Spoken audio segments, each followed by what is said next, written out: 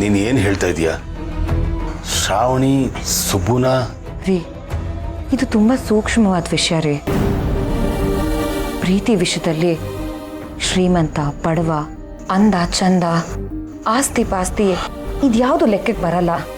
ನಿಜವಾದ ಪ್ರೀತಿಗೆ ಇದು ಯಾವುದು ಬೇಕು ಆಗಿಲ್ಲ. ಹುಡುಗ ಎಷ್ಟೇ ಶ್ರೀಮಂತ ಆಗಿರಲಿ, ಅವನ ಹತ್ರ ಎಷ್ಟೇ ಪವರ್ ಇರಲಿ, ಒಂದು ಹೆಣ್ಣಿಗೆ ಬೇಕಾಗಿರೋದು ನಿಷ್ಕಲ್ಮಶವಾದ ಮನಸ್ಸಷ್ಟೆ. ಅವನೊಪ್ಪ ಇದ್ರೆ ಸಾಕು, ಇಡೀ ಪ್ರಪಂಚನೇ ಗೆಲ್ಲುವಂತಹ ಧೈರ್ಯ ಇರುತ್ತೆ. ಅವನು ಯಾವಾಗಲೂ ಅವಳಿಗೋಸ್ಕರ ಇರ್ತಾನೆ ಅನ್ನೋ ವಿಶ್ವಾಸ ಇರುತ್ತೆ. ಅವಳಿಗೋಸ್ಕರ ಅವನು ಏನು ಬೇಕಾದರೂ ಮಾಡ್ತಾನೆ ಅನ್ನೋ ನಂಬಿಕೆ ಇರುತ್ತೆ. ನನ್ನ ಬಿಟ್ಟು ಅವನ ಮನಸ್ಸು ಬೇರೆ ಎಲ್ಲೂ ಹೋಗಬಾರ್ದು ಅನ್ನೋ ಪೊಸೆಸಿವ್ನೆಸ್ ಇರುತ್ತೆ. ಇದೆಲ್ಲ ಇರುವಂಥ ಭಾವನೆನೇ ಪ್ರೀತಿ. ಶ್ರಾವಣಿಗೆ ಸುಬ್ಬು ಮೇಲೆ ಇಂಥದ್ದೇ ಫೀಲಿಂಗ್ ಇದೆ.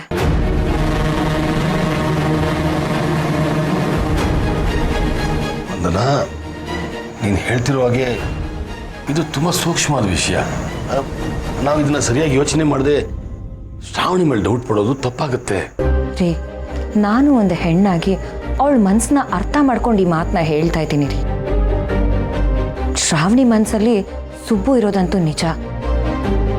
ನಾವೇನು ಅನ್ಕೊಂತೀವಿ, ನಾವೇನು ಅರ್ಥ ಮಾಡ್ಕೊತೀವಿ ಅನ್ನೋದನ್ನು ಕೂಡ ನಮ್ಮ ಶ್ರಾವಣಿ ಯೋಚನೆನೇ ಮಾಡ್ತಿಲ್ಲ. ಅವಳಿಗೆ ಗೊತ್ತಿಲ್ದಿರೋ ಹಾಗೆ ಅವಳಿಗೆ ಸುಬ್ಬು ಮೇಲಿರೋ ಫೀಲಿಂಗ್ನ ವ್ಯಕ್ತಪಡಿಸ್ಕೋತಿದ್ದಾಳೆ. ನನಗನ್ಸುತ್ತೆ ಶ್ರಾವಣಿಗೆ ಸುಬ್ಬು ಮೇಲೆ ಪ್ರೀತಿ ಇದೆ ಅನ್ನೋ ವಿಷಯ ಅವಳಿಗೆ ಗೊತ್ತಿಲ್ಲ. ಆ ಫೀಲಿಂಗ್ ಅವಳಿಗೆ ರಿಯಲೈಸ್ ಆಗ್ತಿಲ್ಲ ಅನ್ಸುತ್ತೆ. ಆದರೆ ಅವಳು ಸುಬ್ಬುನ ಇಷ್ಟಪಡ್ತಿರೋದಂತೂ ನಿಜ ರೀ. ಸುಬ್ಬು ನಮ್ಮ ಮನೇಲಿ ಕೆಲಸ ಮಾಡ್ತಿದ್ದಾನೆ ಅಂತನೋ ಅಥವಾ ಅವನಿಗೆ ಆಸ್ತಿ ಅಂತಸ್ತು ಇಲ್ಲ ಅಂತನೋ ನಾನು ಅವನ ಬಗ್ಗೆ ಈ ರೀತಿ ಮಾತಾಡ್ತಿಲ್ಲ ರೀ. ನಮ್ಮ ಸುಬ್ಬುಗಿರುವಂಥ ಗುಣ ಇರೋ ಹುಡುಗ ನಮ್ಮ ಶ್ರಾವಣಿಗೆ ಸಿಗಬಾರ್ದ ಅಂತ ನಾನು ಎಷ್ಟೋ ಸಲ ಅಂದ್ಕೊಂಡಿದ್ದೀನಿ.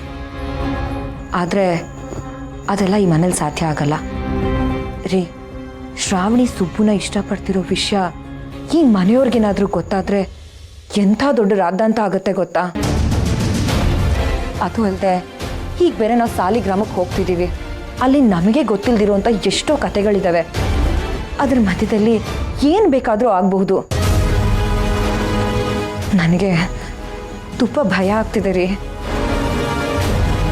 ವಂದನ, ನೀನು ಹೇಳ್ತಿರೋ ವಿಷಯ ನನಗೆ ಅರ್ಥ ಆಗ್ತಿದೆ. ನೋಡು, ನಾನು ಸಾಲಿಗ್ರಾಮಕ್ಕೆ ತುಂಬ ಹಿಂದೆ ಹೋಗಿದ್ದು. ಹಾಗಿನ್ನೂ ನಾನು ಸಣ್ಣವನು. ಈಗ ನಾವೆಲ್ಲ ಅಲ್ಲಿಗೆ ಹೋದರೆ ಅಲ್ಲಿ ಹೇಗೆ ನಡೆಯಿತು, ನಮ್ಮನ್ನವರೆಲ್ಲ ಯಾವ ರೀತಿ ಟ್ರೀಟ್ ಮಾಡ್ತಾರೋ ಅನ್ನೋ ಒಂದು ಸಣ್ಣ ಅಳಕಿದೆ. ಅದ್ರ ಜೊತೆಗೆ ನೀನು ಹೇಳ್ತಿರೋ ವಿಷಯ ತುಂಬ ಸೀರಿಯಸ್ ಆಗಿರುವಂಥದ್ದೇ. ಒಂಥರ ಸದ್ಯಕ್ಕೆ ಈ ವಿಷಯನ ಯಾರ ಹತ್ರನೂ ಮಾತಾಡಬೇಡ. ದೇವ್ರ ಕಾರ್ಯಕ್ಕೆ ಅಂತ ಹೋಗ್ತಾ ಇದ್ದೀವಿ. ಅಲ್ಲೇನೇ ನಡೆದ್ರು ಆ ದೇವರಿಗೆ ಬಿಟ್ಬಿಡೋಣ. ಆ ದೇವ್ರ ಇಚ್ಛೆ ಏನಿದೆಯೋ ಅದಾಗಲೇಬೇಕು. ನಾವಿಲ್ಲಿಗೆ ಬಂದಮೇಲೆ ಈ ವಿಷಯದ ಬಗ್ಗೆ ಯೋಚನೆ ಮಾಡು.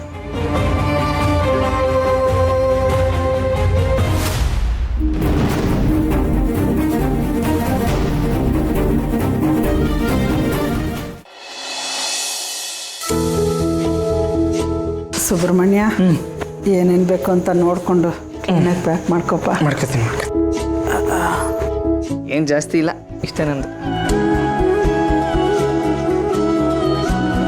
ಹಾಂ ಮಗನೇ, ನನ್ನ ಪ್ಯಾಕಿಂಗ್ ಮುಗೀತು.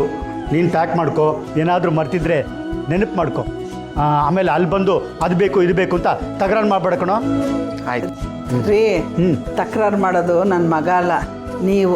ಎಲ್ಲಿಗೆ ಹೋಗ್ಬೇಕಂದ್ರೂ ಏನಾರು ಮರ್ತ್ಬಿಡ್ತೀರಾ, ಅಲ್ಲೋದ್ಮೇಲೆ ಅದಿಲ್ಲ ಇದಿಲ್ಲ ಅಂತೀರಾ. ಪ್ಯಾಕ್ ಮಾಡ್ಕೊಂಡೆ ಅಂದ್ರಲ್ಲ, ಏನೇನು ಪ್ಯಾಕ್ ಮಾಡ್ಕೊಂಡ್ರಿ ಅಂತ ಒಂದ್ಸರಿ ಹೇಳಿ. ಇನ್ನು ಏನೇನಿದೆ? 4 ಲುಂಗಿ, 3 ಶರ್ಟು, 2 ಪ್ಯಾಂಟು ಸಾಕಲ್ವಾ? ಸಾಕಾ? ಒಳಗಡೆದು ಹೊರಗಡೆದು ಏನು ಬೇಡವಾ? 3 ಬನೀನು, ಆಮೇಲೆ ಅದೇ ಸಾಕು ಸಾಕು ಸಾಕು ಸಾಕು ಸಾಕು ಮರ್ತು ಬಿಟ್ಟಿದೆ. ಪ್ಯಾಕ್ ಮಾಡ್ಕೋತೀನಿ. ಜೊತೆಗೆ ಟವಲ್ಲು ವಾಚ್ನ ಇಟ್ಕೊಳ್ಳಿ. ಹೌದಲ್ವಾ, ಅದನ್ನೂ ತಗೋತೀನಿ. ಅದ್ರ ಜೊತೆಗೆ ಬಾಚಣಿಗೆ, ಬ್ರಷು, ಪೇಸ್ಟು ಎಲ್ಲ ಇಟ್ಕೊಳ್ರಿ, ಮರಿಬೇಡಿ. ನೋಡು, ಅದನ್ನೇ ಮರ್ತು ಬಿಟ್ಟಿದೆ. ಈಗ ಇಟ್ಕೋತೀನಿ ನೋಡು. ಮತ್ತೆ ಇನ್ನೇನಪ್ಪ ಇಟ್ಕೊಂಡಿದ್ಯಾ? ಎಲ್ಲ ಪ್ಯಾಕ್ ಮಾಡಿದ್ದೀನಿ ಅಂತಿದ್ಯಲ್ಲ. ಇನ್ನೇನು ಮಾಡ್ಲಪ್ಪ, ಎಲ್ಲೇ ಹೋದ್ರು ನಿಮ್ಮಮ್ಮ ನನ್ನ ಜೊತೇಲಿ ಇರ್ತಿದ್ಲು. ಪ್ಯಾಕಿಂಗ್ನೆಲ್ಲ ಅವಳೇ ನೋಡ್ಕೊತಾ ಇದ್ಲು. ಈಗ ಅವಳನ್ನ ಬಿಟ್ಟು ಹೋಗ್ತಾ ಇದ್ದೀವಲ್ಲ, ಯಾವುದು ಸರಿಯಾಗಿ ನೆನಪಾಗ್ತಿಲ್ಲ ಕಣೋ. ಒಂದು ಕಡೆ ಸಾಲಿಗ್ರಾಮಕ್ಕೆ ಹೋಗ್ತಾ ಇದೀವಿ ಅನ್ನೋ ಖುಷಿ, ಇನ್ನೊಂದು ಕಡೆ ಇವ್ರನ್ನೆಲ್ಲ ಬಿಟ್ಟು ಹೋಗ್ತಾ ಇದೀವನೋ ಬೇಜಾರು ಕಣೋ. ನನಗೂ ಅದೇ ಬೇಜಾರು. ಅಮ್ಮ ಬರೋ ಹಾಗಿದ್ದಿದ್ರೆ ಇನ್ನೂ ಖುಷಿ ಆಗ್ತಾ ಇತ್ತು. ಸುಬ್ರಹ್ಮಣ್ಯ, ಅದಕ್ಕೆ ಯಾಕೆ ಬೇಜಾರು ಮಾಡ್ಕೋತೀರಾ? ಈಗಲೂ ಹ್ಞೂ ಅನ್ನಿ, ಜುಮ್ ಜುಮ್ ಅಂತ ಜೊತೆಗೆ ಬಂದ್ಬಿಡ್ತೀವಿ. ಬೇಡ ಬೇಡ ಬೇಡ, ಮೊದಲು ನೀನು ರೆಸ್ಟ್ ಮಾಡು, ಹುಷಾರಾಗು. ನೀನು ಅಲ್ಲಿಗೆ ಬಂದು ಹುಷಾರು ತಪ್ಪರೆ ಮತ್ತೆ ನಮಗೂ ಬೇಜಾರಾಗುತ್ತೆ. ಆಯ್ತು ಬಿಡಪ್ಪ, ನೀವು ಸಾಲಿಗ್ರಾಮಕ್ಕೆ ಹೋಗಿ ಬಂದು ಒಳ್ಳೇದಾದ್ರೆ ಅಷ್ಟೇ ಸಾಕು ರೀ. ದಾರಿ ಉದ್ದಕ್ಕೂ ತಿನ್ನಕ್ಕೆ ಏನಾರು ಕೇಳ್ತಿರ್ತೀರಲ್ಲ, ನಾಳೆ ಬೆಳಿಗ್ಗೆ ಬೇಗ ಎದ್ದು ಸಂಡಿಗೆ, ಬೆಣ್ಣೆ ಮುರುಕು, ಖಾರ ಪುರಿ ಎಲ್ಲ ಮಾಡ್ಕೊಡ್ತೀನಿ. ಅಯ್ಯೋ ಅದೆಲ್ಲ ಏನು ಬೇಡವೇ, ಅದೆಲ್ಲ ಮಾಡ್ಕೊಂಡು ನೀನು ಆಯಾಸ ಮಾಡ್ಕೋಬೇಡ. ನೀನು ರೆಸ್ಟ್ ತಗೊಳ್ಳಿ ಅಂತಲೇ ಬಿಟ್ಟು ಹೋಗ್ತಾ ಇರೋದು. ಇದರಲ್ಲಿ ಏನ್ರಿ ಆಯಾಸ? ಧನಲಕ್ಷ್ಮಿ ಇರ್ತಾಳಲ್ಲ, ಅವಳ ಸಹಾಯ ತಗೊಂಡು ಎಷ್ಟಾಗುತ್ತೋ ಅಷ್ಟು ಮಾಡಿಕೊಡ್ತೀನಿ. ಏನು ಮಾಡಲಿಲ್ಲ ಅಂದ್ರೇ ನಂಗೆ ಇನ್ನೂ ಬೇಜಾರಾಗೋದು. ಆಯ್ತು, ನಿನ್ನಿಷ್ಟ. ಆದರೆ ನಾಳೆ ನಾವು ಹೋಗ್ತಿರೋದು ಯಜಮಾನ್ರ ಗಾಡೀಲಿ. ಯಜಮಾನ್ರೆ ಗಾಡಿ ಕಳಿಸ್ತೀನಿ ಅಂತ ಹೇಳ್ಬಿಟ್ಟಿದ್ದಾರೆ. ನಾಳೆ ಅವ್ರ ಗಾಡಿ ಬಂದಮೇಲೆ ನಾವು ಕಾಯಿಸೋದು ಸರಿ ಹೋಗಲ್ಲ. ಅದೇನೇ ಆದರೂ ಬೇಗ ಆಗೋಗ್ಬಿಡ್ಬೇಕಷ್ಟೆ. ಆಮೇಲೆ ಇನ್ನೊಂದು ವಿಶಾಲು, ಇಂದ್ರಮ್ಮ ಅವ್ರ ಹತ್ರ ಮಾತಾಡಿ ಯಾವ ಡೇಟ್ ಫಿಕ್ಸ್ ಮಾಡು ಅಂತ ಕೇಳ್ಕೊ. ನಾವು ಆದಷ್ಟು ಬೇಗ ಬಂದ್ಬಿಡ್ತೀವಿ. ಮನೇಲಿ ಏನೇ ಆದರೂ ಫೋನ್ ಮಾಡು. ಅಯ್ಯೋ, ಇಲ್ಲಿ ಹೆಂಗೋ ನಡೆಯುತ್ತೆ, ನೀವಲ್ಲಿ ಹುಷಾರಾಗಿರಿ. ಎಷ್ಟು ವರ್ಷ ಆದಮೇಲೆ ನೀವು ಊರಿಗೆ ಹೋಗ್ತಾ ಇರೋದು. ಸುಬ್ರಹ್ಮಣ್ಯ, ನಿನಗಂತೂ ಅದು ಹೊಸ ಊರು, ಜನ ಗೊತ್ತಿರಲ್ಲ. ನೀನು ಹುಷಾರಾಗಿರಪ್ಪ, ನಿಮ್ಮ ಅಪ್ಪನ ಜೊತೆಲೇ ಇರು. ಅಯ್ಯೋ ಅಮ್ಮ, ಅಲ್ಲಿ ಹೋದ್ಮೇಲೆ ಅಪ್ಪನ ಜೊತೆನೇ ಇರೋಕ್ಕಾಗುತ್ತಾ? ಅದೇನು ಬರೀ ನಾವೇ ಇರ್ತೀವ? ಯಜಮಾನರು ಇರ್ತಾರೆ, ಯಜಮಾನ್ರ ಫ್ಯಾಮಿಲಿನೂ ಇರುತ್ತೆ. ಅವ್ರು ಇದ್ಮೇಲೆ ಇನ್ನೇನು ಚಿಂತೆ? ಉತ್ಸವ ಎಲ್ಲ ಚೆನ್ನಾಗಾದ್ರೆ ಅಷ್ಟೇ ಸಾಕು. ಶ್ರಾವಣಿ ಮೇಡಮ್ ಅದಕ್ಕೋಸ್ಕರ ಕಷ್ಟಪಟ್ಟು ವ್ರತ ಮಾಡಿದ್ದಾರೆ. ಕಳಸ ಹೊರಕ್ಕೆ, ಅಭಿಷೇಕ ಮಾಡೋಕ್ಕೆ ತುಂಬ ಪ್ರಾಕ್ಟೀಸ್ ಮಾಡಿಬಿಟ್ಟಿದ್ದಾರೆ. ಅವ್ರು ಪ್ರಾಕ್ಟೀಸ್ ಮಾಡಿದ್ದಕ್ಕೆ ಯಾವ ತೊಂದರೆನೂ ಇಲ್ಲದೆ ಎಲ್ಲ ಚೆನ್ನಾಗಾದ್ರೆ ಸಾಕು. ಎಲ್ಲ ಆಗುತ್ತೆ ಬಿಡು ಮಗನೆ. ಶ್ರಾವಣಿ ಅಮ್ಮವ್ರಿಗೆ ಈ ಉತ್ಸವ ಹೊಸ್ದಿರ್ಬೋದು, ಆದರೆ ಆ ಮನೆತನಕ್ಕೆ ಇದೇನು ಹೊಸ್ದೇನಲ್ಲ. ಶ್ರಾವಣಿ ಅಮ್ಮವರು ಆ ಮನೆ ಕುಡಿ ಅಂದಮೇಲೆ ಇದನ್ನೆಲ್ಲ ನಿಭಾಯಿಸೋ ಶಕ್ತಿ ಅವ್ರಿಗಿದ್ದೇ ಇರುತ್ತೆ. ಸರಿ ಸರಿ ರೀ, ಬೇಗ ಮಲ್ಕೊಳ್ಳಿ, ಬೆಳಿಗ್ಗೆ ಬೇಗ ಎದ್ದೊಳ್ಬೇಕಲ್ವಾ? ಅದೇ ಪ್ರಾಬ್ಲಮ್ ನೋಡು. ಬೇಗ ಯಾವಾಗ ಎದ್ದೇಳಬೇಕು ಅಂತ ಅನ್ಕೋತೀವೋ ಆವಾಗಲೇ ಇಡೀ ರಾತ್ರಿ ನಿದ್ದೆನೇ ಬರಲ್ಲ. ನನಗೂ ಅದೇ ಪ್ರಾಬ್ಲಮ್ಮು. ಬೆಳಿಗ್ಗೆ ಬೇಗ ಎದ್ದೇಳಬೇಕು ಅಂತ ಅಲಾರ್ಮ್ ಇಟ್ಕೊಂಡು ಮಲಗಿರ್ತೀನಾ, ಅಲಾರ್ಮ್ ಹೊಡಿಯೋಕೆ ಮುಂಚೆ ನಾನೇ ಎದ್ದು ಅಲಾರ್ಮ್ ಆಫ್ ಮಾಡಿಬಿಟ್ಟಿರ್ತೀನಿ. ನೀನು ಇವಾಗ ರೆಸ್ಟ್ ಮಾಡು. ನನಗೊಂದು 2-3 ಶರ್ಟ್ ಅಯನ್ ಮಾಡಿದ್ದಿದೆ, ಅದೆಲ್ಲ ಮಾಡ್ಕೊಂಡು ನಾನು ಮಲ್ಕೊತೀನಿ. ಸರಿ ಕಣಪ್ಪ. ಸರಿ ಕಣೆ, ನೀ ರೆಸ್ಟ್ ತಗೋ.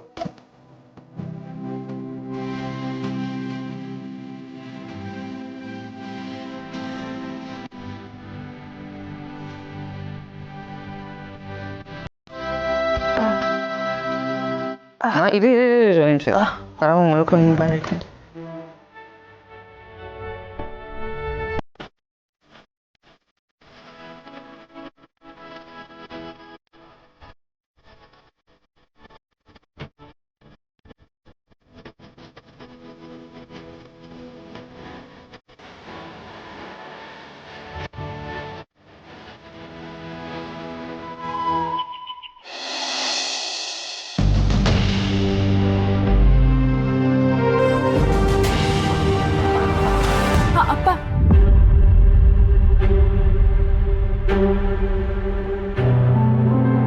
ಏನು? ಸಾರಿ ಅಪ್ಪ, ನಾನು ನಿಮ್ಮ ಜೊತೆ ಮಾತಾಡೋದು ನಿಮಗೆ ಇಷ್ಟ ಇಲ್ಲ ಅಂತ ನನಗೆ ಗೊತ್ತು. ಆದರೆ ನನ್ನೊಂದು ಪುಟ್ಟ ರಿಕ್ವೆಸ್ಟ್ ಇದೆ. ಮೊದಲನೇ ಸಲ ಒಂದು ಒಳ್ಳೆ ಕಾರ್ಯಕ್ಕೆ ಅಂತ ಈ ಊರು ಬಿಟ್ಟು ಬೇರೆ ಊರಿಗೆ ನಿಮ್ಮ ಜೊತೆ ಹೊರಟಿದ್ದೀನಿ. ಅದು ಅಲ್ಲದೆ ಆ ಊರಲ್ಲಿ ನನ್ನನ್ನು ಪ್ರೀತಿಸ್ತಾ ಇರೋ, ನನಗೋಸ್ಕರ ಕಾಯ್ತಾ ಇರೋ ಒಂದು ಜೀವ ಇದೆ. ಆ ಊರಿನವ್ರು ಎಲ್ಲರೂ ನನಗೋಸ್ಕರ ಕಾಯ್ತಾ ಇದ್ದಾರಂತಪ್ಪ. ಆ ಉತ್ಸವದ ಪೂಜೆನ ನಾನೇ ನಿಂತು ಮಾಡ್ಬೇಕಂತೆ. ಇದೆಲ್ಲ ನನ್ನ ಕನಸಲ್ಲೂ ಅನ್ಕೊಂಡಿರ್ಲಿಲ್ಲ. ಅಂಥದ್ರಲ್ಲಿ ಅದೃಷ್ಟ ಅನ್ನೋ ಹಾಗೆ ಇದೆಲ್ಲ ನಡೀತಾ ಇದೆ. ನಾನು ತುಂಬಾನೇ ಖುಷಿಯಾಗಿದ್ದೀನಪ್ಪ. ಈ ಖುಷಿಗೆ, ಈ ಸಂತೋಷಕ್ಕೆ ಯಾವ ತೊಂದರೆನೂ ಆಗದೆ ಇರಲಿ ಅಂತ ನಾನು ದೇವ್ರ ಹತ್ರ ಬೇಡ್ಕೊಂಡಿದ್ದೀನಿ. ಆದರೆ ನನ್ನ ಪಾಲಿಗೆ ನಿಜವಾದ ದೇವರು ಅಂದರೆ ನೀವೇ.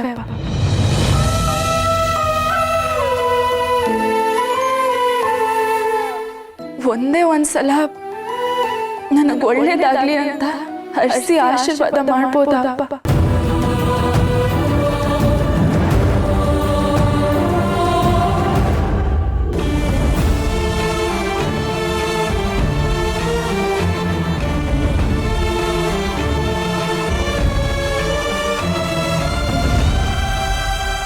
ನೋಡು, ನನಗೆ ನಿನ್ನ ಬಗ್ಗೆ ಯಾವ ದ್ವೇಷನೂ ಇಲ್ಲ. ಆದರೂ ನಿನ್ನ ಜೊತೆ ಹೀಗೆ ಯಾಕೆ ನಡ್ಕೋತಾ ಇದ್ದೀನಿ ಅಂತ ನಿನ್ನ ಮನಸ್ಸಲ್ಲಿ ಕೆಲವು ಪ್ರಶ್ನೆಗಳು ಹುಟ್ಟಿರ್ಬೋದು. ಆದರೆ ಆ ಪ್ರಶ್ನೆಗಳಿಗೆ ಉತ್ತರ ಕೊಡೋ ಪರಿಸ್ಥಿತಿಲಿ ನಾನಿಲ್ಲ. ಇವತ್ತೇ ಅಲ್ಲ, ಇನ್ಯಾವತ್ತಿಗೂ ಆ ಪ್ರಶ್ನೆಗಳಿಗೆ ನನ್ನಿಂದ ನಿನಗೆ ಉತ್ತರ ಸಿಕ್ಕಲ್ಲ. ಇಷ್ಟೆಲ್ಲ ಆದರೂ ನಾನು ಮನಸಾರ ನಿನಗೆ ಒಳ್ಳೇದಾಗಲಿ ಅಂತ ಬಯಸ್ತಾ ಇದ್ದೇನಮ್ಮ.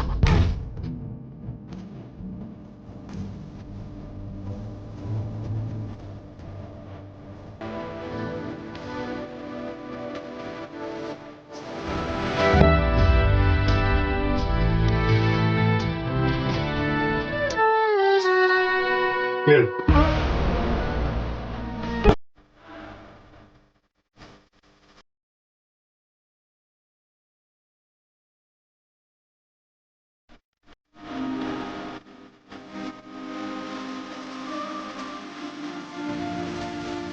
Thank you, Appa. Thank you so much.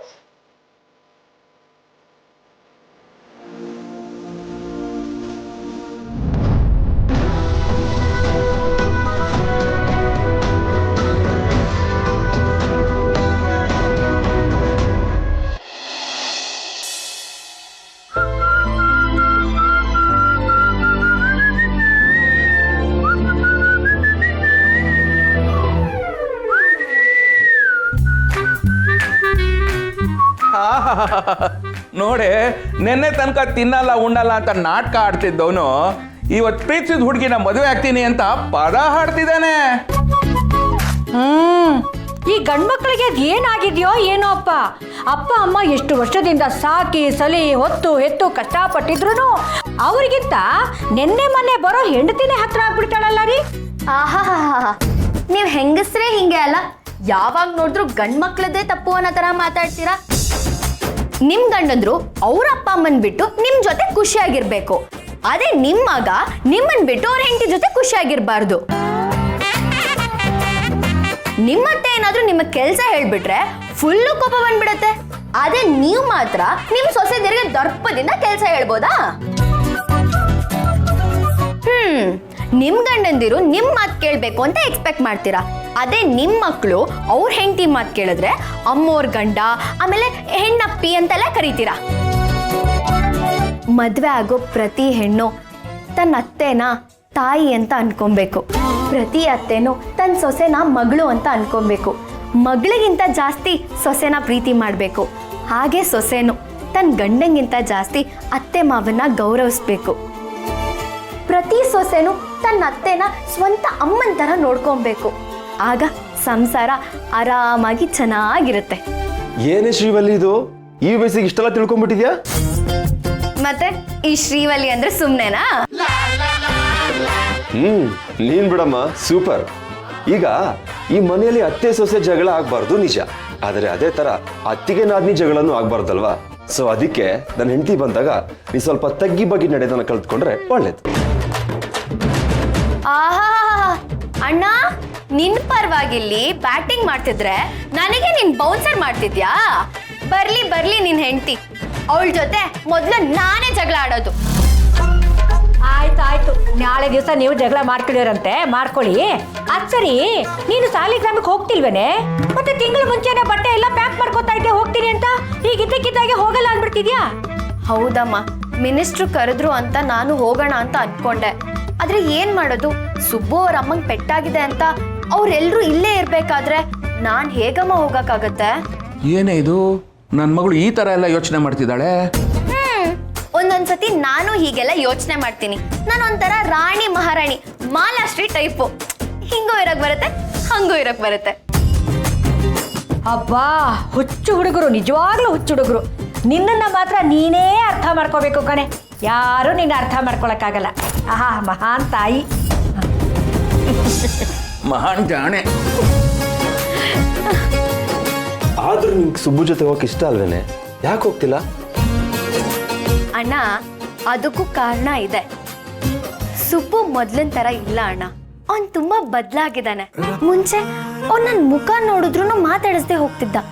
ಆದರೆ ಇವಾಗ ಅವನು ನನಗೆ ಮುಖ ಕೊಟ್ಟು ಮಾತಾಡ್ತಾನೆ, ನನ್ನ ಮೆಸೇಜಿಗೆ ರಿಪ್ಲೈ ಮಾಡ್ತಾನೆ, ನನ್ನ ಕಾಲು ರಿಸೀವ್ ಮಾಡ್ತಾನೆ. ಒಂದೊಂದ್ಸತಿ ಅವನೇ ಕಾಲ್ ಮಾಡ್ತಾನೆ, ಗಾಡೀಲಿ ಕರ್ಕೊಂಡು ಹೋಗ್ತಾನೆ, ಕರ್ಕೊಂಡು ಬರ್ತಾನೆ.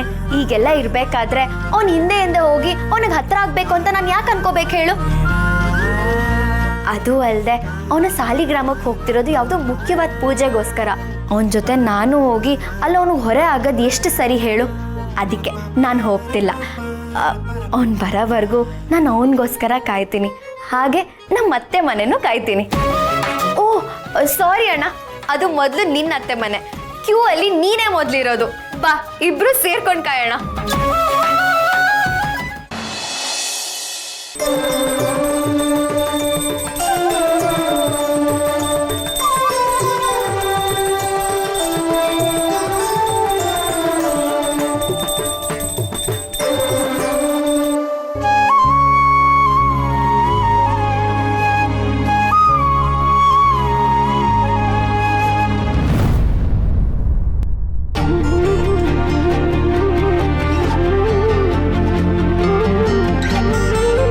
ಸುರೇಂದ್ರ, ಗಾಡಿ ಎಲ್ಲ ರೆಡಿ ಇದೆಯಾ? ಪೂಜೆ ವ್ಯವಸ್ಥೆ ಆಗಿದೆಯಾ? ಆಗಿದೆನಾ? ಬಂದೆ, ಇಟ್ಟು ಬರ್ತೀನಿ.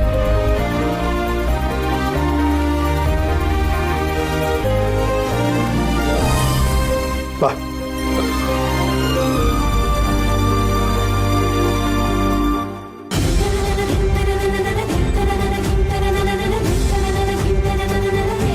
ಅಮ್ಮ, ಗಾಡಿ ಏನ್ ಗಾಡ? ಯಾಕೆ ಅವ್ರು ಪೂಜೆ ಮಾಡ್ತಿದ್ದಾರೆ?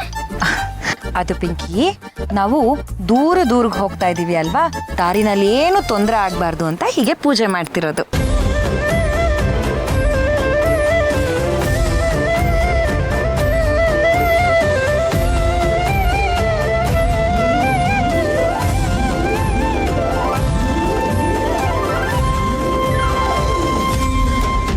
ಅಕ್ಕ ಮದನ್ ಎಲ್ಲಿ ಕಾಣಿಸ್ತಾ ಇಲ್ಲ?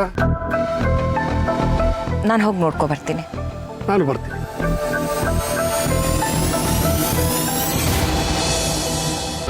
ಡೋಂಟ್ ವರಿ ಮಾಮ್, ನೀನು ಹೇಳಿದ ಅರ್ಥ ಆಯಿತು. ನನಗೆ ಎಲ್ಲ ನೆನಪಿದೆ. ಇನ್ ಕೇಸ್ ಏನಾದ್ರು ತೊಂದರೆ ಆದರೆ ನಂಗೊಂದು ಕಾಲ್ ಮಾಡು, ಬಂದ್ಬಿಡ್ತೇನೆ.